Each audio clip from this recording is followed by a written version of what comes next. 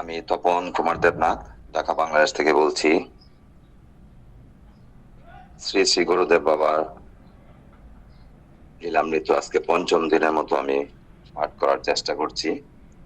বাবা 2019 সালে বাংলাদেশে তৃতীয়বারের মতো আসার সিদ্ধান্ত হয়। বাবা আগরতলা হয়ে বাংলাদেশে আসবেন এবং আমি আগরতলা থেকে বাবাকে রিসিভ করে ঢাকা আমার বাসায় নিয়ে আসবো। এভাবেই বাবার সাথে সিদ্ধান্ত হয়। মামনি দি, রিঙ্কু, হীরামন সহ এরকম 8-10 জন ভক্ত বাবার সাথে আসবেন। তো যেদিন আসবেন সেদিনটা ছিল 11ই ফেব্রুয়ারি, সোমবার। তো আমি যথারীতি এর আগের দিন আমি একটা মাইক্রোবাস ঠিক করি, যে মাইক্রো দিয়ে ঢাকা আমার বাসায় আসবে আগরতলা বর্ডার থেকে। তো ভোর 5টার দিকে আমার বাসায় আসার কথা, সেইভাবে ড্রাইভারকে আমি সিদ্ধান্ত জানিয়ে দিয়েছিলাম আগের দিন। তো ভোর 5টার দিকে আমার ফ্ল্যাটের নিচে গাড়িটি অপেক্ষমান। আমি নিচে এসে দেখি গাড়ির ড্রাইভারের পাশে এক ভদ্রলোক বসা, যে সিটটাতে বাবা বসে থাকেন। তা আমি একটু চমকিত হয়ে তাকে জিজ্ঞেস করলাম, আমি তো একা যাব, আমার লোক আছে অনেক, আমাদেরকে নিয়ে আসবো, তো সামনের সিটে কে বসে আছে, কাকে আপনি তুলে আনলেন? বলল, স্যার উনি গাড়ির মালিক। তো গাড়ির মালিক তো আমি তো ওনাকে নিতে পারবো না, তো আমার তো লোক আসবে। তো বললো যে না, উনি নরসিংদী অর্থাৎ ঢাকা থেকে আখাউড়া বর্ডার পর্যন্ত যেতে নরসিংদী একটা জায়গা আছে মাঝামাঝি, ওখান পর্যন্ত যাবে, উনি পরে নেমে যাবেন। তো মালিক বলল যে স্যার আমার নাম জয়নাল আবেদিন, আপনার যদি কোনো সমস্যা থাকে আমি নেমে যাব, আর যদি সমস্যা না থাকে তা আমি নরসিংদী পর্যন্ত যেয়ে আমি ছেড়ে দিব, আপনি একাই নিতে পারবেন। ঠিক আছে। তো একটু ইতস্তত বোধ করতেছিলাম, গুরুদেবের নাম নিয়ে স্মরণ নিয়ে আমি চললাম। তো গাড়িতে চলন্ত অবস্থায় ড্রাইভারের মালিক অর্থাৎ গাড়ির মালিক জয়নাল আবেদিন আমাকে জিজ্ঞেস করলো, স্যার আপনি কেন যাচ্ছেন, কি আসবেন, এগুলো কথা প্রসঙ্গে উঠতে উঠতে আমি বিস্তারিত বললাম। আমার গুরুদেব 123 বছর বয়স, উনি বাংলাদেশে আসবেন, ওনার প্রোগ্রাম আছে ঢাকাতে, সিলেটে, তারপর বিভিন্ন জায়গায়, যশোর এবং চট্টগ্রাম। বিস্তারিত জেনে উনি একটু মানে অবাক হলেন, এই বয়সে একজন মহাপুরুষ, সেটা ওনার খুব ইচ্ছা ওনাকে দর্শন করা, এবং উনি যে বাড়িতে যাচ্ছেন ওই বাড়িতে ওনার একটা ইনভাইটেশন আছে। মানে 11ই ফেব্রুয়ারিতে যেদিন যাচ্ছে সেই দিন একটা হিন্দু বাড়ি, অর্থাৎ ওনার নাম বিজয় সাহা, ওনার বাড়িতে একটা প্রোগ্রাম আছে, ওখানে উনি যাবেন। তো উনি মুসলিম কিন্তু হিন্দু বাড়িতে ওনার ইনভাইট করছে। তো ওনার ইচ্ছা হলো, উনি বলতেছে যে আপনারা তো এই রাস্তা দিয়ে ফিরবেন স্যার, তো একটু যদি দর্শন দেন নরসিংদীতে তাহলে ভালো হয়। আমি বলছি, এটা তো সম্ভব না, আপনার রাস্তায় কিভাবে, আমি এটা এতগুলি লোককে নিয়ে আমার গুরুদেবের পারমিশন ছাড়া আমি এটা কোনোভাবে সম্ভব না। অনেকক্ষণ সে আমাকে পিরাপিরি করলেন যে তাহলে গুরুদেবের সাথে কথা বলে আপনি আমাকে একটু জানাবেন, আমরা বাড়িতে নিব না, আমরা রাস্তায় এরকম একজন মহাপুরুষকে দর্শন করার জন্য ওই গ্রামের লোকজনকে বা ওই বাড়ির লোকজনকে আমরা বলবো রাস্তায় আসবে। আমি ঠিক আছে, সেটা পসিবল হলে আমি বলবো, আদারওয়াইজ কিন্তু গুরুদেবের কথা ছাড়া আমি কোনোভাবে রাস্তায় আমি ব্রেক করতে পারবো না, কারণ এতগুলি লোকরে নিয়ে আমি আসলে রাস্তায় ব্রেক করার মতো অবস্থা না, বা রাস্তায় সেবা দেওয়ার মতো আমার অবস্থা না। আমার বাসায় এসেই বাবা যত সময় হোক, সন্ধ্যা হোক, সেবা দিতে হবে। তবে হ্যাঁ, এই যে সকাল থেকে সন্ধ্যা অব্দি আমার বাসায় আসতে সময় লাগবে, মাঝপথে কিন্তু কোনো মানে ভক্তদের সেবা দেওয়ার মতো আমার ঠিক করা হয়নি বা সিদ্ধান্ত হয়নি কোথায় কি করা হবে। একমাত্র বাসা ছাড়া কোনো উপায় নেই, কারণ হোটেলে তো এটা করা সম্ভব হবে না, সবাই নিরামিষ ভোজী, সেখানে বাবাকে নিয়ে আমি যেতে পারবো না। যাই হোক, এইভাবে আমি আখাউড়া বর্ডারে গেলাম, যথারীতি বাবা এবং সবাই আসলো খুশি মনে, বাবা খুব আনন্দিত, গাড়ি নিয়ে আসছি। তো বাবা যেটা হয় যে ড্রাইভারের পাশের সিটে বসলো, ঠিক পেছনে আমি বসা, আমার পাশে হীরামন বসা। গাড়ি সব ঠিকঠাক করে স্টার্ট দিল আখাউড়া বর্ডার থেকে ঢাকার উদ্দেশ্যে। তখন আমি হীরামনকে বললাম, হীরামন এরকম একটা ঘটনা, এখন যাওয়ার পথে একটু যদি নরসিংদী বাবা যদি সম্মতি দেয় তাহলে একটু থামানোর ব্যবস্থা করা যায় কিনা। তখন হীরামন বাবাকে বললো যে বাবা, এরকম হিন্দু কিছু ভক্ত আপনাকে একটু দর্শন করতে চায়, এটা কি সম্ভব? আপনি যদি বলেন তাহলে হবে। বাবা তৎক্ষণাৎ রাজি হয়ে গেলেন, বলছে ঠিক আছে চলো। তা আমরা বাড়ি যাব না, আমরা রাস্তায় থাকবো। তো এইভাবে ফোনে ফোনে ওনার সাথে যোগাযোগ হচ্ছিল, ড্রাইভারও ওইভাবে যেহেতু জানে ড্রাইভার কোথায় থামতে হবে, ওনারই ড্রাইভার ঠিক ওইভাবে নরসিংদীর কাছাকাছি আসার পরে আমরা গাড়ি থামলো। অবাক কাণ্ড যে এখানে 10 থেকে 15 জন মহিলা, পুরুষ, বাচ্চা সবাই একদম গাড়ির সামনে এসে দাঁড়িয়ে কান্নাকাটি, অজোর দ্বারা কান্নাকাটি করছে। বাবাকে দর্শন করবে তো একটা, আরেকটা হলো বাবাকে তাদের বাড়ি নিয়ে যাবে এবং কোলে করে নিয়ে যাবে। মানে দরজাটা খোলার সাথে সাথে বাবাকে ধরে ওরা মানে কাঁধে তুলে ফেলতেছে। আমি বলি কি করছেন এইসব? বাবা তো হাঁটতে পারে, কোন আমাদের বাড়িতে দর্শন করতেই হবে। আমি বলছি, বাড়ি কোথায়? এখান থেকে প্রায় 500 গজ দূরে। এখন বাবা বললো যে ঠিক আছে চলো বাড়িতে যাই। এরকম জন করছে তো আর কিছু করার নেই। এখানেই তারা সাষ্টাঙ্গে প্রণাম করলো, ওরা কান্নাকাটি করছে। এরকম একজন মহাপুরুষকে বাড়িতে না যেয়ে রাস্তার থেকে ওনারা ছেড়ে দিবেন না। আচ্ছা ঠিক আছে। তখন আমরা গাড়ি নিয়ে ওদের বাড়িতে যাওয়ার হলো। বাড়িতে যেয়ে তারপরে বসার আসন দিল, বাবাকে বসালো। তো ততক্ষণে দুপুর হয়ে গেছে। তো বাড়ির যে মালিক বিজয় বাবু, ওনাকে বলছে যে বাবা বলছে যে ঠিক আছে তুমি আনছো, ওদেরকে সেবা দাও। বাবা তো জানে অন্তর্যামী, আমরা দুপুর হয়ে গেছে, সকালবেলা আগরতলার তারিখ রওনা দিয়েছেন, এখন সবারই খুব ক্ষুধা পেয়েছে। তো সেই জন্য ওনার বাড়িতে বিরাট আয়োজন করে ফেলছে।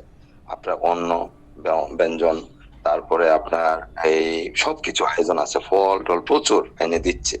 তো বাবা বিজয় বাবুকে বলছে, বাবা তুমি অন্ন সেবা দাও, কিন্তু তোমার আনো, ওই চিরা দই আনো, দই আনো, কলা আনো। চিরা দই তোমার ঘরে আছে, আর কলা কিন্তু তোমার গাছের কলা আছে। এই কথা বলার পর তো লোকটা অবাক হয়ে গেছে, উনি জানে কি করে আমার ঘরে কলা আছে না কিভাবে। তো আমি বললাম বাবা অনেক ফল টল দিছে, থাক এগুলো লাগবে না। কোন ফল তো সে আজকে আনে নাই, তো গতকাল সরস্বতী পূজা ছিল তার বাড়িতে। সরস্বতী পূজার যা ফল মানে ছিল, বেঁচে ছিল, এগুলো সব তোমাদেরকে খেতে দিছে। ও আজকে কিন্তু বাজারতে আনা নাই। সর্বনাশ, সাংঘাতিক ব্যাপার। বাবা এইটা আবার জানলো কি করে? তখন এই বিজয় বাবাকে আমি জিজ্ঞেস করলাম, দাদা কালকে কি অনুষ্ঠান ছিল? হ্যাঁ কালকে সরস্বতী পূজা ছিল। সরস্বতী পূজার উপলক্ষে এই জয়নাল বাবুরকে বলছিলাম আসতে, সে আসতে পারেনি, আজকে আসছে। এই জন্য তার বাড়িতে আয়োজন, খাওয়া দাওয়া হবে দুপুরবেলা। আর অ্যাম্বুলেন্স ফল টল এগুলা কালকে আনছেন না আজকে? না কালকে পূজা। তাহলে বাবা কিন্তু অন্তর্যামী, বাবা সব বলে দিচ্ছে যে কালকে এই ফলগুলি আজকে আমাদের সেবা দিচ্ছে, সে আজকে কিছুই কিনতে হয় নাই। এবং আমি বললাম তো দই চিরা আপনার ঘরে আছে নাকি? আছে। তো থাকলে ওই কথাটাও বাবা বললো তার ঘরে দই আছে, চিরা আছে। আমি কলা কি কিনে আনছেন? না এগুলো গাছের কলা। তো বললো যে উনি কিভাবে জানলো? আমি জানলো কিভাবে সেটা যায় না, উনি একজন মহাপুরুষ, উনি আমার গুরুদেব, উনি অন্তর্যামী, সব বুঝতে পারে। ওনার গাছের কলা ঘরে পেকে আছে, সেই কলা দিয়ে উনি চিরা দই দিয়ে সবাইকে সেবা দিল, একদম সব ঠান্ডা। মানে সাংঘাতিক ভাবে উনি আপ্যায়ন করলেন।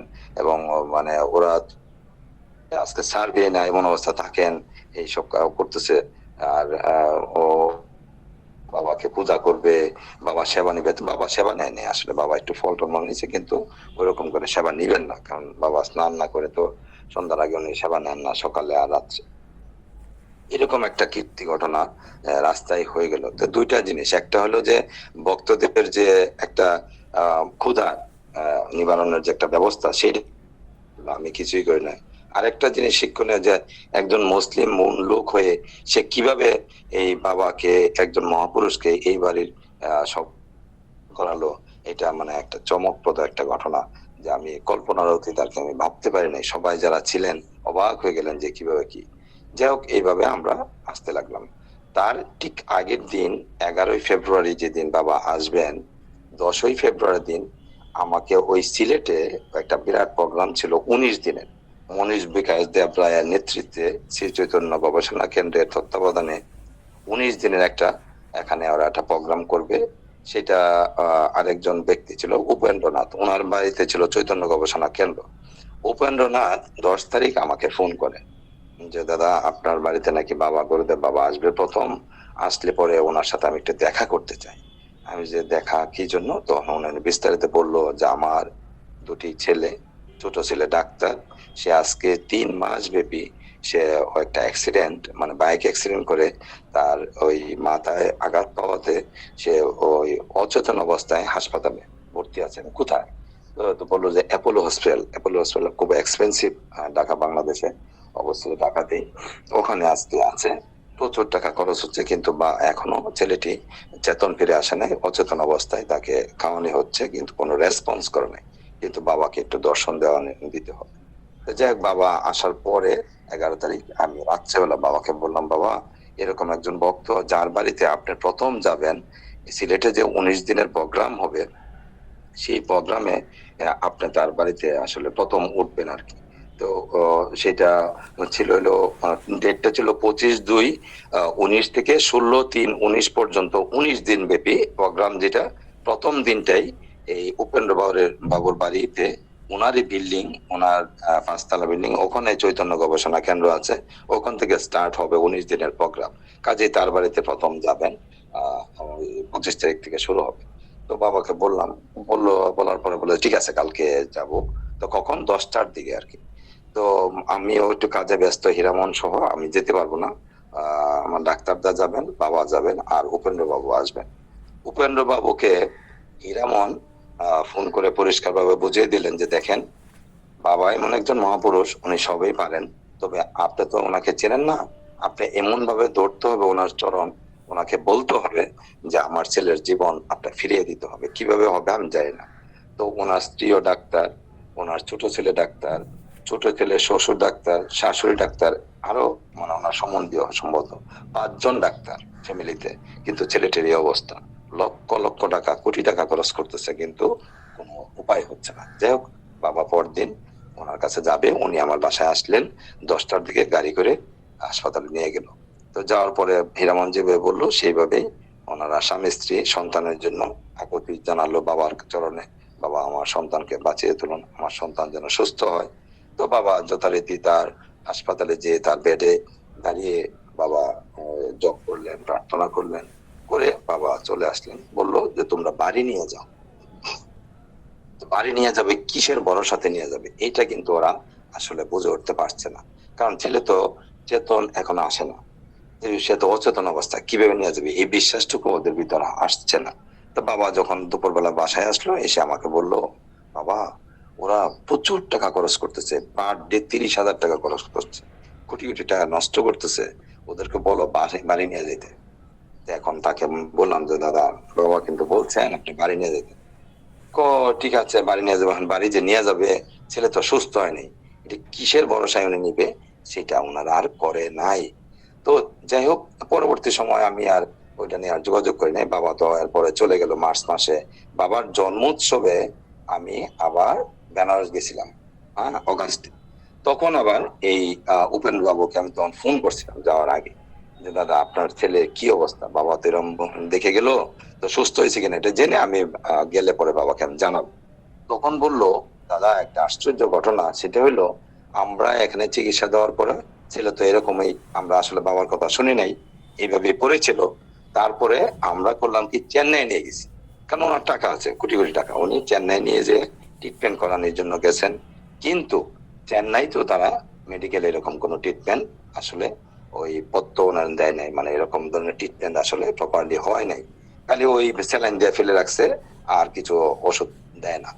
তো দেয় না মনে হয় 3 মাস রাখার পরে, তারপরে হঠাৎ একদিন ইতিমধ্যে তার স্ত্রীর একটি সন্তান, ছেলে সন্তান হয়।